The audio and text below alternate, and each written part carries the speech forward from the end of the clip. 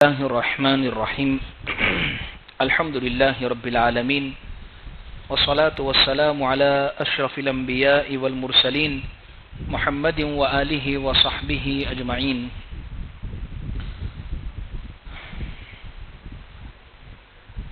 أما بعد فأعوذ بالله من الشيطان الرجيم. بسم الله الرحمن الرحيم. ومن الليل فتهجد به نافلة لك. صدق الله العظيم. وقال النبي صلى الله عليه وسلم رحم الله امرأة قامت من الليل فصلت. رواه ابو داود او كما قال عليه الصلاة والتسلیم. عزیز بزرگوں، عنوان یہ چل رہا ہے کہ وہ کون سی چیز ہے جو انسان کی ذات میں اگر پیدا ہو اور خاص طور پر مستورات میں، عورت میں، تو وہ اس کی خوبی کی نشانی ہے، اور کون سی اس کی خامی اور کمی کی اور برائی کی نشانی ہے. تقریباً 6 خوبیوں کا ذکر ہو چکا ہے. آج 7ویں خوبی یہ ہے کہ عورت کا تہجد گزار ہونا. تہجد گزار ہونا. حدیث پاک میں آتا ہے، پیارے آقا صلی اللہ علیہ وسلم نے فرمایا رحم اللہ امرأۃ، اللہ اس عورت پر رحم کرے، قامت من اللیل، جو رات کو کھڑی ہوئی، فصلت، اور نماز پڑھنے کے اندر لگ گئی. ابو داؤد شریف میں یہ روایت موجود ہے. یعنی اللہ کے نبی صلی اللہ علیہ وسلم اس عورت کی تعریف فرما رہے ہیں جس عورت کی زندگی کے اندر تہجد کا بڑا اہتمام ہے. عزیز بزرگوں، تہجد ہے کیا؟ اگر میں اس کو ایک آسان لفظ میں کہوں، جیسے اللہ سے گویا پرسنل میٹنگ ہے، اللہ سے گویا خاص ملاقات ہے. جیسے کوئی بہت بڑی شخصیت اگر ہمارے یہاں کوئی آئی ہو اور وہ سب سے مل رہے، مصافحہ کر رہے، بھائی سب سے ہاتھ ملا لیا، تو ہم کہتے ہیں حضرت آپ کا کوئی پرسنل ٹائم مجھے چاہیے، آپ سے خاص اکیلے میں ملنا چاہتا ہوں. اور اس کے بعد اکیلے میں ملاقات ہو، حضرت کی پوری توجہ ہو، پوری بات سنے، تو وہ آدمی کتنا خوش ہو جاتا ہے. تہجد کی نماز ایک ایسی نماز ہے، تہجد کا وقت ایک ایسا وقت ہے کہ اللہ تبارک و تعالی بندوں کی طرف خاص طور پر متوجہ ہوتے ہیں، بلکہ اللہ کی طرف سے یہ اعلان ہوتا ہے کہ ہے کوئی اس وقت ہم سے مانگنے والا کہ ہم اس کی مانگ کو پوری کرے، ہے کوئی توبہ کرنے والا اس کی توبہ قبول کرے، ہے کوئی استغفار کا طالب ہم اس کی مغفرت فرماوے. لہذا قرآن مجید میں ہے، اللہ رب العزت فرماتے ہیں، یہ ہماری سورہ فرقان ابھی مکمل ہوئی ہے، اس میں 3 نمبر کی صفت پر ذرا غور کریں کیا تھی. والذین یبیتون لربہم سجدا وقیاما. رحمان کے کچھ خاص بندے ہیں. خاص بندے کون ہے؟ تو اللہ فرماتے ہیں ان میں ایک خاص صفت یہ ہے کہ وہ راتوں کو تہجد پڑھنے والے ہیں اور وہ راتوں کو نماز میں جاگنے والے ہیں. تہجد اگر آسان لفظ میں کہو بھئی کیا ہے، تو تہجد کہتے ہیں رات کی نماز. آسان لفظوں میں کہ بھئی رات کی نماز، یعنی اس میں کیا ہوتا ہے کہ یہ ایسی نماز ہے. اس لیے آپ دیکھیے ایک بات پر غور کیجئے، زکوٰۃ کا ادا کرنا یا واجب صدقے کا، جس کو کہتے ہیں فطرہ، صدقہ فطر ادا کرنا، یہ کمپلسری ہے، ہمارے اوپر ضروری ہے. اگر یہ نہیں کریں گے تو گناہ ہوگا، یعنی یہ کمپلسری چیز ہو گئی، لہذا ہم ادا کرتے ہیں. لیکن ایک خرچ کرنا ہوتا ہے وہ للہ، میرے اوپر ضروری نہیں ہے، مجھے نکالنا واجب نہیں ہے، میں نہیں نکالوں گا تو گنہگار نہیں ہو جاؤں گا، لیکن اللہ سے مجھے اتنی محبت ہے، آخرت کا مجھے ایسا ڈر ہے، مال خرچ کرنے کا مجھے ایسا شوق ہے کہ میں یہ سب چیزوں کو سامنے رکھتے ہوئے، مجھے کسی نے کہا نہیں، نہ کرنے پر میں گنہگار بھی نہیں، لیکن میں اپنی خوشی سے کام کر رہا ہوں. اللہ ایسے خرچ کرنے والے کو پھر بہت زیادہ نوازتے ہیں. کیوں؟ کمپلسری چیز سے ہٹ کر یہ ایسی چیز کا معاملہ کر رہا ہے کہ جو اس پر ضروری اور فرض نہیں تھی. ایسے ہی ہم 5 وقت کی نمازیں پڑھتے ہیں، ہم نے یہ سمجھ لیا ہم نے حق ادا کر دیا، یعنی نمازیں چلیے فرائض کا ہم نے اہتمام کر لیا، فرض پوری کر لی، یہ تو ہمارے اوپر ضروری تھی. اللہ ہم نے ذمہ داری آپ کی طرف سے اس کو مکمل کرنے کے بعد آپ کے سامنے اور پرسنلی طور پر وہ وقت جو ہمارا وقت ہے آرام کا، اس میں سے ہم وقت نکال کر اللہ آپ کے سامنے ہم رو رہے ہیں، آپ کے سامنے ہم کھڑے ہیں، آپ کے سامنے ہم نماز پڑھ رہے ہیں، یہ بندہ اللہ کو بہت پسند آتا ہے. جیسے کیا ہوتا ہے، فیکٹریز وغیرہ میں کام کرتے ہیں مزدور، تو ایک تو وقت ہوتا ہے 9 سے 7، 9 سے 5، جو بھی وقت ہو تو یہ کمپلسری ہے. لیکن جیسے ہی ختم ہونے کا وقت ہو گیا، مثال کے طور پر 5 بجے، اور اس نے اپنے کپڑے بدلنے کے لیے وہ چلا ہی تھا کہ آج کا کام مکمل ہو گیا، اور سیٹ کی طرف سے یہ بات آئی کہ بھائی اس کو تھوڑا سا مکمل کر دو. نے کہا ٹھیک ہے میں کر کے جاتا ہوں، اور آدھا 1 آدھ گھنٹہ اس میں اس کا خرچ ہو گیا. اس نے کچھ اجرت بھی نہیں لی کہ بھائی مجھے اس کا معاوضہ چاہیے، اس کا جو خرچہ بنتا ہو وہ مجھے دینا پڑے گا. نہیں، سیٹ صاحب آپ اتنا پورے سال نوازتے رہتے ہیں، دیتے رہتے، یہ ہم نے کر دیا. کتنی محبت سیٹ کے دل میں اس کاریگر کی پیدا ہو جائے گی کہ واقعی یہ اپنے وقت میں سے بھی نکال رہا ہے. بھائی کمپلسری وقت کے اندر تو سیٹ کہتا ہے کہ کرنا پڑے گا، نگاہ تو حساب کر لے تو چھوٹا ہو جا. کیوں؟ وہ اس کا وقت ہے، اس نے وہ وقت اتنا دیا ہے کام کرنے کے لیے. ایسا ہی تہجد کی نماز کا مسئلہ ہے کہ یہ ایک محبت اور ایک تعلق کا ایک وقت ہے، یہ محبت اور ایک تعلق کی ایک نماز ہے. اس لیے قرآن یوں کہہ رہا ہے کہ ان ناشئۃ اللیل، یہ جو رات کا جو وقت ہے، یہ جو رات کی جو نماز ہے، اتنی زبردست نماز ہے کہ اس وقت جب انسان اللہ سے بات کرتا ہے تو بالکل صاف صاف بات نکلتی ہے، اور اللہ کا قرب اس کو بہت زیادہ ہو جاتا ہے. اس لیے قرآن نے کہا وَمِنَ اللَّيْلِ، سورہ بنی اسرائیل میں، فَتَہَجَّدْ بِهِ نَافِلَةً لَكَ، کہ رات کو کچھ تہجد کی نماز پڑھ لیا کرو، یہ آپ کے لیے نفل کے درجے کے اندر یہ نماز ہے، یعنی ایک زائد نماز ہے، لیکن اس کا فائدہ اس کے ذریعے سے محبت بڑی ہے. حضرت عبداللہ ابن سلام یہودیوں کے بہت بڑے عالم تھے. جب پیارے آقا صلی اللہ علیہ وسلم مدینۃ المنورہ تشریف لائے تو سب لوگ آپ کو دیکھنے کے لیے گئے. حضرت عبداللہ ابن سلام رضی اللہ عنہ بھی گئے دیکھنے کے لیے. جیسے ہی حضور کے چہرے پر نظر پڑی، پہلا لفظ جو ان کی زبان سے نکلا، یہودی ہے، عالم ہے، یہودی کتابیں پڑھی ہوئی ہے، جانکار ہے، پہلا لفظ ان کی زبان سے نکلا، یہ چہرہ کسی جھوٹے کا نہیں ہو سکتا ہے.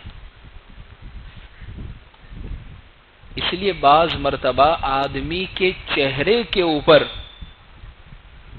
اس کی وجاہت، اس کی شخصیت، اس کا نیک پنا، اس کی اچھائی وہ چہرے پر بعض مرتبہ نظر آ جاتی ہے. اور آپ تو پیارے آقا صلی اللہ علیہ وسلم میں تو کیا نور رہا ہوگا چہرے کے اوپر. خیر، اور حضرت عبداللہ ابن سلام فرماتے ہیں میں نے پہلی جو بات حضور سے سنی تو حضور نے یہ فرمائی ہے افشوا السلام، آپس میں سلام کو رواج دو، وَأَطْعِمُوا الطَّعَامَ، اور لوگوں کو کھانا کھلاؤ، وَصِلُوا الْأَرْحَامَ، آپس میں رشتہ داریوں کو جوڑو، وَصَلُّوا بِاللَّيْلِ وَالنَّاسُ نِيَامٌ، جب لوگ سو رہے ہو اس وقت رات میں اٹھ کر نماز پڑھو، تَدْخُلُوا الْجَنَّةَ بِسَلَامٍ، اللہ کی جنت میں بہت سلامتی سے تم داخل ہو جاؤں گے. 4 کام پر جنت کی ضمانت مل گئی، اور اس میں ایک تہجد کی نماز ہے. اس لیے اس کا بہت ہمیں اہتمام کرنے کی ضرورت ہے. ہر پرابلم کا سولیوشن یہ تہجد کی نماز ہے. اب یہ بات بالکل لکھ لیجئے، ذہن میں اس کو نقش کر لیجئے، دل کی تختی کے اوپر لکھ لیجئے، تہجد کی نماز یہ ہر پرابلم کا سولیوشن ہے. ہمیں تکلیف پڑتی ہے، پرابلم پیش آتی ہے، حالات اگر ہمارے اوپر آتے ہیں تو ہم سب سے پہلے فلاں کے پاس، باپو کے پاس، اس کے پاس، علاج کرنے والے کے پاس، عامل کے پاس، اس کے پاس چلے جاتے ہیں۔ ہوتا یہ ہے کہ پوری زندگی وہ ہمیں ادھر سے ادھر ہی، کبھی نیمبو کے چکر میں، کبھی مرچی کے چکر میں، کبھی تعویذ کے چکر میں، کبھی ناریل کے چکر میں، کبھی زعفران کے چکر میں، اور انہی چکر میں ہمیں گھماتے رہتے ہیں۔ حقیقی بات کہہ رہا ہوں، تہجد کو اپنا شیوا بنا لیجیے، اپنی عادت بنا لیجیے، اللہ یہ سب چیزوں سے ہماری حفاظت فرما لیں گے۔ اس لیے عزیز مائیں اور بہنیں، ضرورت اس چیز کی ہے کہ ہم اپنے گھروں کے اندر اس کا اہتمام کریں، تہجد کا اہتمام کریں۔ پیارے آقا صلی اللہ علیہ وسلم، امی عائشہ رضی اللہ عنہا فرماتی ہیں کہ حضور باقاعدہ گھر کے اندر تہجد پڑھا کرتے تھے، اور جب آپ تہجد پڑھتے تھے میں لیٹی ہوئی ہوتی تھی، آپ کو سجدے میں جب جانا ہوتا تھا تو ہمارے گھر، ہمارے جو مکانات تھے وہ بہت چھوٹے تھے، یعنی آپ کھڑے ہوئے نماز پڑھ رہے ہیں تو میں پیر لمبا کر کے سو رہی ہوتی تھی، اب جب آپ کو سجدے میں جانا ہے تو مجھے ہلکا سا اشارہ کرتے تھے، میں اپنے پیر کو سمیٹ لیتی تھی اور پھر پیارے آقا صلی اللہ علیہ وسلم سجدہ فرمایا کرتے تھے۔ اس سے ایک بات یہ سمجھ گیا تہجد کا اہتمام، امی عائشہ خود فرماتی ہے کہ میں تہجد کا بڑا اہتمام فرمایا کرتی تھی۔ اس لیے عزیز بزرگوں، تہجد بہت بڑی نماز ہے، جس کو اس کی عادت اگر ہو گئی ہے، جس کی زندگی میں یہ نماز اگر آ گئی ہے، اللہ تبارک و تعالی ہر تکلیف سے اس کو نجات عطا فرما دیں گے۔ اس کا وقت کب سے شروع ہوتا ہے، ایک بات، دوسری بات کتنی رکعت پڑھے، اور تیسری بات کہ اس نماز کو حاصل اگر ہمیں کرنا ہے، یعنی ہم اگر پابندی کرنا چاہے اس نماز کو، تو اس کی کچھ تدبیر بتا دیجئے کہ جس کی وجہ سے ہم تہجد کو پڑھ لے ہوئے۔ اور چوتھی ایک اور بات، پیارے آقا صلی اللہ علیہ وسلم تہجد کے وقت میں ایک دعا مانگا کرتے تھے، اس دعا کا اہتمام ہم بھی کریں، کیونکہ اس کا ترجمہ بڑا جامع ہے۔ سب سے پہلی بات کہ تہجد کا وقت کب سے شروع ہوتا ہے۔ دیکھیے تہجد کا وقت عشاء کی نماز کے بعد، یہ جو ہم نے ابھی پڑھ لی، تو ابھی سے تہجد کا وقت شروع ہو چکا ہے۔ کب تک رہتا ہے؟ فجر کا وقت شروع ہونے سے پہلے تک تہجد کی نماز کا وقت رہتا ہے۔ اس پورے ٹائم کے اندر اگر کسی شخص نے تہجد کی نیت سے نماز پڑھ لی تو انشاءاللہ اس کی نماز تہجد کی ادا ہو جائے گی۔ ہاں، افضل وہ سحری کا وقت ہے، سحری جب ہم کھاتے ہیں رمضان میں، وہ وقت ہے افضل۔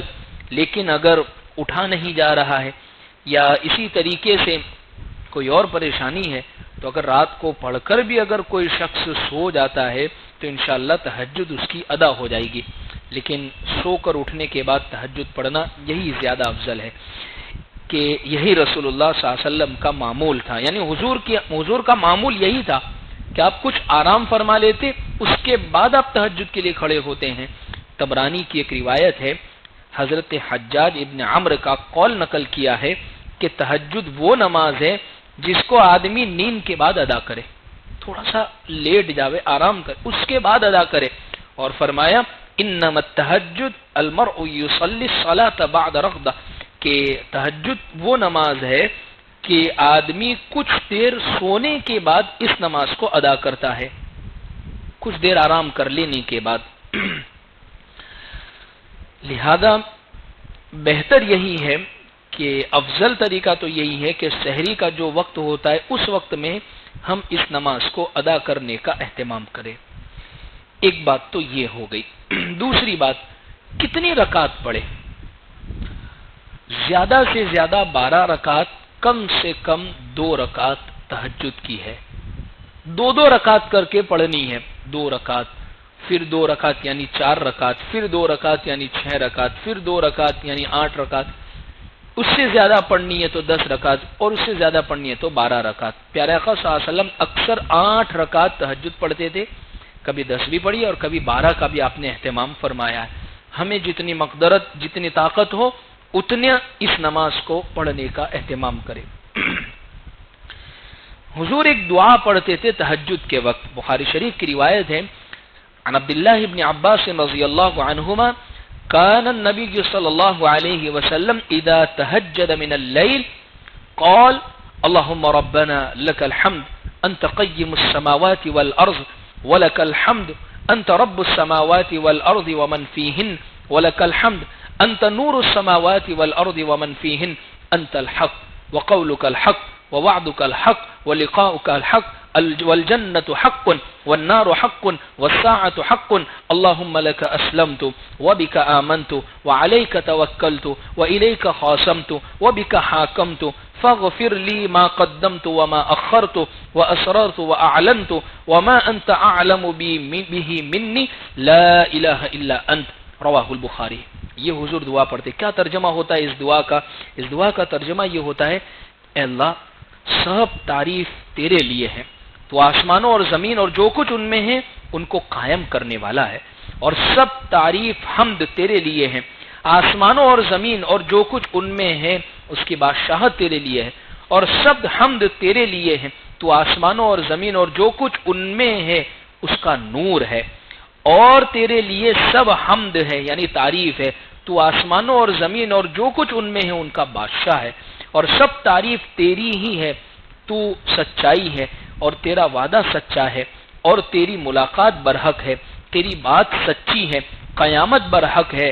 اے اللہ میں نے تیری فرما برداری اختیار کی اور تجھ پر ایمان لایا اور تجھ پر بھروسہ کیا اور تیری طرف جھک گیا اور تیری مدد کے ساتھ دشمن کا مقابلہ کیا اور تیری طرف اپنا فیصلہ لے کر آیا. پس میرے اگلے پچھلے گناہ بخش دے، اور جو چھپے ہوئے گناہ ہیں جو میں نے کیے ہیں اور جو ظاہر سب کے سامنے کیے ہیں اللہ وہ سب بخش دے. تو ہی آگے کرنے والا ہے اور پیچھے کرنے والا ہے، اللہ تیرے سوا کوئی معبود نہیں. اس دعا کو پڑھنے کا اہتمام یہ ترجمہ ہوتا ہے جو میں نے دعا پڑھی تہجد کی نماز کے بعد. اس دعا کو حضور پڑھا کرتے تھے. یعنی آپ دیکھیں نا، اللہ کو سب سے زیادہ اگر کوئی کلمہ پسند ہے، بخاری شریف کی روایت ہے کہ کلمتان حبیبتان الی الرحمن خفیفتان علی اللسان ثقیلتان فی المیزان سبحان اللہ و بحمدہ سبحان اللہ العظیم. بخاری شریف اتنی بڑی جو کتاب وہ ختم جہاں ہو رہی ہے، اس کی لاسٹ جو حدیث ہے جو میں نے ابھی پڑھی یہ حدیث ہے. کیا فرمایا حضور نے؟ فرمایا دو کلمے ایسے ہیں جو اللہ کو بڑے پسند ہے اور زبان پر بولنے میں بہت ہلکے ہیں، لیکن کل قیامت میں جب ترازو میں تولا جائے گا تو ان کا وزن بہت زیادہ ہوگا. حضور نے فرمایا وہ دو کلمے سبحان اللہ و بحمدی سبحان اللہ العظیم. اب دیکھیں یہ دونوں کلموں میں غور کرے تو ہے کیا؟ سبحان اللہ یعنی تمام تعریفیں اللہ کے لیے ہیں اور ساری تعریفیں اللہ ہی کے لیے ہیں، اور اللہ تبارک و تعالی ہی کے لیے تعریفیں ہیں جو بڑے بزرگوار ہے، عظیم الشان ہے، اور اللہ تبارک و تعالی تمام کائنات کے مالک ہے. یعنی اس پوری دعا کے اندر اللہ کی تعریف ہے، اور اس دعا کی فضیلت اتنی زیادہ ہے. معلوم یہ ہوتی ہے بات کہ اللہ کو اپنی تعریف بہت پسند ہے. اس لیے نماز شروع ہوئی الحمدللہ رب العالمین، اذان شروع ہوئی اللہ اکبر اللہ سب سے بڑا ہے، تمام تعریفیں اللہ کے لیے ہیں. ہر کام شروع کرتے ہیں بسم اللہ الرحمن الرحیم اللہ ہی کے نام. یعنی اللہ کو اپنی تعریف اپنی بڑائی بہت پسند ہے. یعنی بندہ اپنے آپ کو کچھ نہیں سمجھ رہا، سب اللہ کی تعریف کر رہا ہے. یہ پوری دعا میں آپ غور کیجئے، اس پوری دعا کے اندر اللہ کی اتنی زبردست تعریف ہے کہ اللہ تبارک و تعالی ہی سب سے بڑے ہے. آپ ہی کا وعدہ ہے جب کوئی بندہ اس کا روزانہ پڑھنے کا اہتمام کرے گا تو اللہ تبارک و تعالی جہاں اس کی تہجد قبول فرمائیں گے وہیں پر اس کی دعا بھی قبول فرمائیں گے. اور یاد رکھیں تہجد کی دعائیں رد نہیں جاتی ہے. تہجد یہ وہ موقع ہے اب دعا کر کے دیکھیں یہ لوٹائی نہیں جاتی اس وقت کی دعا. اللہ تبارک و تعالیٰ اپنے فرشتوں کو فرماتے ہیں کہ دیکھو نا میرا بندہ سارے لوگ سوئے ہوئے ہیں اور یہ اس وقت کھڑا ہے اور مجھ سے مانگ رہا ہے. اللہ اس وقت کی دعاؤں کو ضائع نہیں فرماتے ہیں. کبھی پریشانی آوے، کبھی حالات آوے، کبھی کوئی تکلیف آوے، کبھی کوئی ایسا لگ رہا ہے یہ کام بنتا ہوا نظر نہیں آ رہا ہے، آپ تہجد میں کھڑے ہو جائیے، آپ مصلی بچھا لیجئے، دیکھیے وہ کام کیسا بنتا ہے. لیکن یہ تہجد ہمیں نصیب کیسے ہو، اس کے لیے ہم کیا کریں کہ ہمیں افضل وقت یعنی سحری کے وقت میں جو تہجد پڑھی جاتی ہے وہ ہمیں نصیب ہو. 6 کام کرے اس کے لیے. سب سے پہلے تو اللہ سے مدد چاہے، یعنی اللہ سے مانگے اللہ مجھے تہجد پڑھنی ہے، اللہ مجھے تہجد کا اہتمام کرنا ہے، اللہ بہت بڑی نماز ہے، نبی نے کبھی چھوڑی نہیں ہے، تیرا کوئی ولی بزرگ نیک بندہ وہ نیک بن نہیں سکتا ہے جب تک اس کی زندگی میں تہجد کی نماز نہ ہو. خواجہ قطب الدین بختیار کاکی رحمۃ اللہ علیہ نے جو وصیت کی تھی، میری نماز جنازہ وہ شخص پڑھائے جس میں 4 باتیں موجود ہو. اس میں ایک بات یہ لازمی تھی کہ جس کی کبھی بالغ ہونے کے بعد تہجد کی نماز نہ گئی ہو، ایسا شخص میری نماز جنازہ پڑھائے. یعنی کتنی بڑی چیز ہوگی یہ چیز. تو سب سے پہلے اللہ سے مدد مانگے کہ اللہ آپ مدد کر دیجئے، بس اللہ آپ اس میں، جیسے کوئی بہت بھاری کام کرنا ہوتا ہے نا، جیسے مثال کے طور پر دیکھیے شادی بیاہ کے سیزن چل رہے تو بندہ کیسی اللہ میرا کام بس پار پڑا دینا آسانی کے ساتھ مانگتے ہیں نا کہ اللہ بس یہ عزت رکھ لینا. اللہ جس طرح اس کام کو بہت اہم سمجھا ہے ویسے ہی تہجد کی نماز کو بھی بہت اہم سمجھے بندہ کہ اللہ بس میں آپ سے مدد چاہتا ہوں، اللہ آپ اس وقت اٹھا دیجئے. پہلا کام تو اللہ سے مدد مانگنا ہے. دوسرا کام پکا ارادہ کرے. ہم کیا کریں، تہجد کی فضیلت بہت بڑی نماز ہے، بہت بڑی نماز ہے، بہت بڑی نماز ہے، لیکن سوتے وقت ہم کوئی ارادہ بھی نہیں کرتے. یعنی یہ کہ اٹھ گیا، بلکہ یہ نیت کر کے سوتے کہ یار آج تو بہت تھک گیا ہوں، اب تو سیدھا 8 بجے اٹھنا ہے، بیچ میں ذرا بھی ڈسٹرب نہیں تاکہ نیند میری پوری ہو جاوے. ایسے نصیب نہیں ہوگی، چاہے جتنی بھی فضیلت اس کی سن لے وے یا سنا دے وے یا جتنا بھی اس کے بارے میں پڑھ لے وے یا سمجھ لے وے، پکا ارادہ ہمیں کرنا پڑے گا کہ اللہ بس آپ اٹھا دیجئے. اور اگر آنکھ کھل گئی تو میں فوراً اٹھ جاؤں گا اور بالکل پکے عزم کے ساتھ مجھے پڑھنی ہی ہے. ایسا نہیں کہ بھئی آپ نے کوشش کی، پکا ارادہ بھی کیا اور آنکھ بھی کھل گئی، بس یہ پک ٹائم ہوتا ہے. جیسے ہی آنکھ کھلی، گھڑی دیکھی، ہاں تہجد کا وقت ہے، پھر وہ چادر ہلکی سی کھینچی تو پھر فجر بھی جائے گی. ایسا ہوتا ہے عام طور پر. تو اس لیے جب آنکھ کھل گئی ہے تو یہ 5 منٹ سوؤں، الارم کو ابھی تھوڑی سی بند کر دوں، یہ ایک پسوارا پھرا کے پھر سوؤں اور بس ابھی اٹھتا ہوں، تو پھر اچھا یہ ایسا وقت ہوتا ہے کہ شیطان کہتا ہے نم نم نم، سو جا سو جا سو جا، مجھے کوئی نہیں ہے جگانے والا. اور اس وقت وہ ایک عجیب قسم کی لوری سناتا ہے، آواز نہیں آتی لیکن ایک عجیب قسم کا وہ اثرات کرتا ہے کہ جس کی وجہ سے بندے کی ایسی آنکھ لگتی ہے کہ اسے نمازیں چلی جاتی ہے. دوسرا کام یہ کرے کہ پختہ ارادہ کرے. تیسرا کام یہ کرے رات کا کھانا بقدر ضرورت والا کھائے، بہت پیٹ بھر کے نہ کھاوے، ورنہ اکثر یہ ہوتا ہے رات کا کھانا بہت زیادہ کھا لینے کی وجہ سے، پیٹ بھر بھر کے کھا لینے کی وجہ سے یہ ہوتا ہے کہ پھر سستی بہت زیادہ آتی ہے، اٹھنے کا دل نہیں، بس پڑے رہنے کا دل کرتا ہے. ایسا نہ کرے، رات کا کھانا کم کھائے. چوتھا پوائنٹ، سب سے بڑا اور سب سے زبردست پوائنٹ، رات کو جلدی سونے کا اہتمام کرے، دیر تک نہ جاگے. ہوتا یہ ہے کہ ہم کہتے ہیں کہ ہماری فجر کی نماز چلی گئی، تہجد کی نماز چلی گئی، مجھے بہت پڑھنی ہے. اب سوئے کتنے بجے؟ دیکھو پہلے تو ویسے 2-3 بجے تک سوتا تھا، لیکن اب الحمدللہ 1 بجے نیند آ جاتی ہے، سو جاتا. اب عشاء کی نماز کے بعد فوراً بستر سمیٹیے، یعنی بستر بچھا دیجیے، تیاری کر لیجیے اور سوئیے. آپ فجر کی نماز کیا تہجد کی نماز کے اندر آپ خود اٹھیں گے، بیوی کو بھی اٹھا دیں گے، یعنی اتنا اہتمام ہو جاوے گا. ہوتا یہ ہے کہ رات بہت دیر تک ہم جاگتے ہیں اور ایک عجیب کلچر ماحول بنا لیا رات کو دیر تک جاگنے کا، جس کا نتیجہ یہ ہے کہ فجر کے اندر مسجدیں خالی نظر آتی ہے، فجر کے اندر مسجدیں بہت کم نظر آتی ہے. اس کا اہتمام کرے. رات کا جاگنا ضرورت کا ہونا چاہیے. ہم نے رات کے جاگنے کو فیشن بنا لیا ہے، رات کے جاگنے کو غیبتوں کا اڈا اور چوک بنا لیا، رات کے جاگنے کو فضولیات میں گزارنے کا وقت بنا دیا. اس لیے حضرت شیخ نے فضائل اعمال میں بات لکھی ہے، بڑی عجیب بات لکھی ہے. کل قیامت کے دن بہت سارے لوگ راتوں کی عبادت لے کر اللہ کے پاس آئیں گے. کچھ لوگ وہ ہوں گے جو راتوں کے گناہ لے کر اللہ کے پاس آئیں گے. راتوں کی عبادت یہ ایسی چیز ہے، دیکھیے دن میں اگر کوئی آدمی نماز پڑھ رہا ہے، خرچ کر رہا ہے، تو وہ ہو سکتا ہے کہ کوئی آدمی دیکھ لے اور اس کے اخلاص میں کمی آ جاوے، رات میں تو کون ہے دیکھنے والا؟ گھر بند ہے، کمرہ بند ہے، بیوی سو رہی ہے یا شوہر سو رہا ہے یا ان دونوں کے علاوہ اور کون ہے دیکھنے والا؟ تو وہ جو اخلاص نصیب ہوگا، وہ جو مانگنے میں لطف آئے گا، وہ جو مزہ آ جائے، وہ انسان کو کسی جگہ پر بھی نہیں آ سکتا ہے۔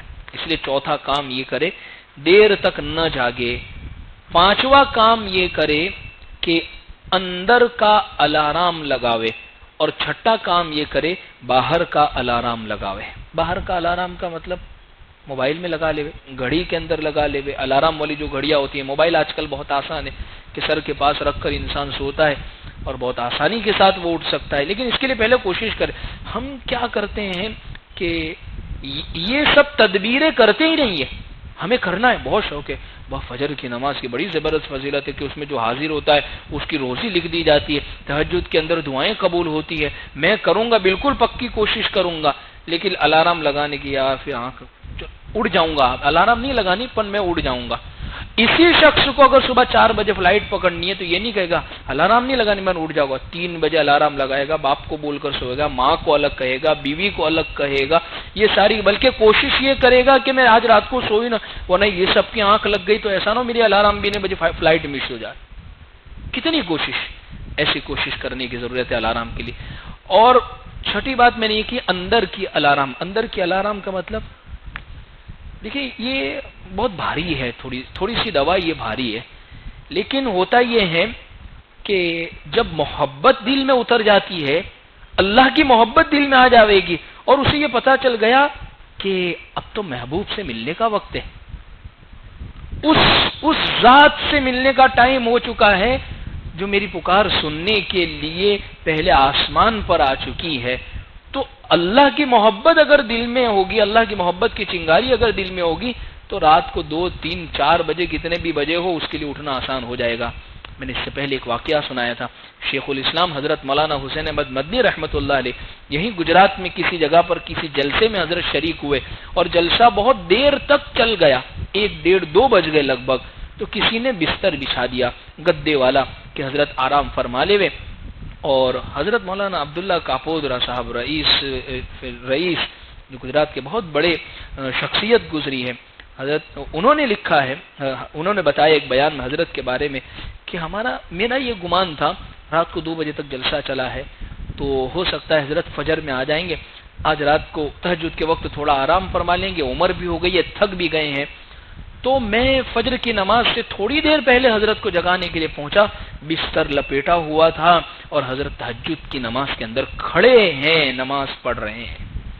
جب محبت دل میں اتر جاتی ہے تو آدمی کتنے ہی بجے سوئے، اس کے اندر کا الارم اس کو جگا دیتا ہے کہ بس اب اللہ سے ملنے کا وقت آ گیا، اللہ سے ملاقات کا وقت آ گیا۔ وہ لیلا اور مجنو کے واقعات کتنے سنے ہیں ہمیں۔ لیلا کو مجنو سے بڑی زبردست محبت تھی، ایسی محبت تھی کہ مجنو وہ لیلا کی گلی سے کتا بھی آتا تو اس کے بھی پیر چومنے لگ جاتا۔ کہا بھائی کیا بات ہے، بھائی کتا ہے جا کے کہاں آیا ہے، لیلا کی گلیوں میں جا کر آیا ہے، تو وہ گلی کتنی قیمتی ہے۔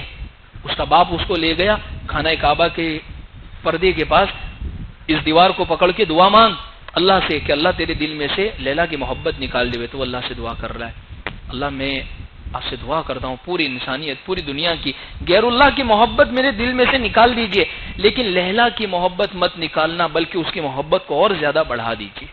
محبت ایک ایسی چیز ہے کہ انسان، اچھا بادشاہ کو یہ ہوا کہ یہ اچھا کوئی مجنو جس کے متعلق یہ حقیقی واقعہ لکھا ہے، وہ ایک بہت بڑا آدمی تھا۔ بہت بڑا آدمی ہونے کا مطلب یہ ہے کہ مسلمان تھا، نیک تھا، لیکن ایک عورت کی محبت میں گرفتار ہو گیا تھا، بلکہ کسی غزوے کے کسی جنگ کے اندر شہید ہوا ہے غالباً۔ بادشاہ نے لیلا کو بلایا کہ اتنا پاگل ہوا پڑا ہے یہ مجنو اس کی محبت میں، تو کون ہے ایسی ملکہ ہے، کوئی پرنسس ہے، کسی جگہ کی شہزادی ہے، کتنی خوبصورت ہے۔ تو بادشاہ نے بلا کر دیکھا تو کہا یہ تو عام سی لڑکی ہے کہ ایوریج سی لڑکی ہے، بڑی خوبصورت بھی نہیں ہے۔ تو مجنو نے ایک بات کہی کہ بادشاہ سلامت، مجنو کی آنکھوں سے اس کو دیکھیے تو آپ کو لیلا کی محبت سمجھ میں آئے گی کہ میرے لیے وہ کیا ہے۔ جب اللہ کی محبت انسان کے دل میں ایسی بس جاتی ہے تو پھر انسان ہر وقت اللہ کی محبت کے اندر بسا رہتا ہے. اس لیے وہ غالب کا جو شعر ہے، عشق نے غالب نکما کر دیا ورنہ ہم بھی آدمی تھے بڑے کام کے. اس شعر کو مولانا احمد پرتاپ گڑھی رحمت اللہ علیہ نے بڑا زبردست تبدیل کر دیا اور اس کو بہت خوبصورت انداز میں حضرت نے پیش کر دیا. کہا عشق نے احمد، اچھا غالب نے یہ جو شعر کہا تھا وہ دنیاوی محبت پر کہا تھا. عشق نے غالب، کسی سے محبت ہوئی تو عشق نے غالب نکما کر دیا، یعنی عشق ہو گیا، محبت ہو گئی تو کچھ، ورنہ ہم بھی آدمی تھے بڑے کام کے، یعنی ہم بھی کچھ کر سکتے لیکن عشق ایسا ہوا بال بکھرے ہوئے ہیں، پیکڑ کی طرح پڑے ہوئے ہیں اور ایسی زندگی. حضرت مولانا احمد پرتاپ گڑھی نے اس شعر کو عشق حقیقی یعنی حقیقی محبت پر فٹ کیا. فرمایا عشق نے احمد مجلا کر دیا، یعنی جب اللہ سے محبت ہوئی تو اللہ نے اس محبت کی وجہ سے ہمارے اس دل کو اتنا صاف کر دیا، اتنا صاف کر دیا، اتنا پاک کر دیا کہ اس کا نتیجہ یہ ہوا کہ آگے حضرت نے فرمایا عشق نے احمد مجلا کر دیا ورنہ ہم بھی آدمی تھے صرف نام کے، یعنی ہمیں کوئی جانتا نہیں تھا لیکن جب اللہ سے محبت ہوئی تو اللہ کی محبت نے پوری دنیا کے اندر حضرت کا تعارف کروا دیا.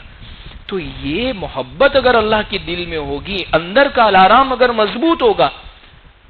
ہم دیکھتے ہیں بعض لوگوں کو، کئی ایسے لوگوں سے بوڑھوں سے ملاقات ہوتی ہے، کوئی الارام نہیں ہے ان کی زندگی میں، لیکن یہاں فجر کے 5 بجے کا ٹکورا بجا اور ان کی فوراً آنکھ کھل جاتی ہے، کوئی الارام نہیں، وہ بالکل یعنی یہاں مسجد میں اذان ہوئی یا اذان سے 5 منٹ پہلے ان کی اچانک سے آنکھ کھل جاتی ہے. کیوں؟ کوئی محبت ایسی بسی ہوئی ہے دل کے اندر اللہ کی. اس لیے عزیز بزرگوں ضرورت اس چیز کی ہے، یہ 6 کام کریں گے، یہ تدبیر ہے تو انشاءاللہ ہمارے لیے تہجد میں اٹھنا آسان ہو جائے گا. اللہ سے دعا کرتے ہیں خاص طور پر ماں بہنوں کی خدمت میں. دیکھیے اگر آپ پڑھے گی تو آپ کو دیکھ کر آپ کی بچیاں، گھر کی عورتیں، لڑکیاں جو ہیں اور اسی طریقے سے لڑکے وہ آسانی کے ساتھ آپ کو دیکھ کر کر سکیں گے. اور ایک ماں کے لیے کسی کام کے اوپر بچوں کو ابھارنا کروانا بہت آسان ہوتا ہے. آپ تاریخ اٹھا کر دیکھ لیے، حضرت خواجہ قطب الدین بختیار کاکی رحمت اللہ علیہ کو بنانے والی ایک عورت تھی، پیرانے پیر سیدنا شیخ عبد القادر جیلانی رحمت اللہ علیہ کو بنانے والی ایک عورت تھی، حضرت خواجہ اجمیری رحمت اللہ علیہ کو بنانے والی ان کی ماں تھی، ایک عورت تھی. یعنی یہ تاریخ مکمل یہ بتاتی ہے کہ جب ماؤں کا کردار ایسا ہوا کرتا ہے تو گھروں کے اندر ایسی اولادیں پیدا ہوا کرتی ہے.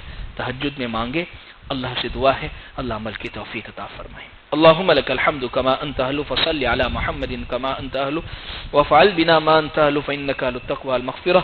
ربنا آتنا في الدنيا حسنة وفي الآخرة حسنة وقنا عذاب النار.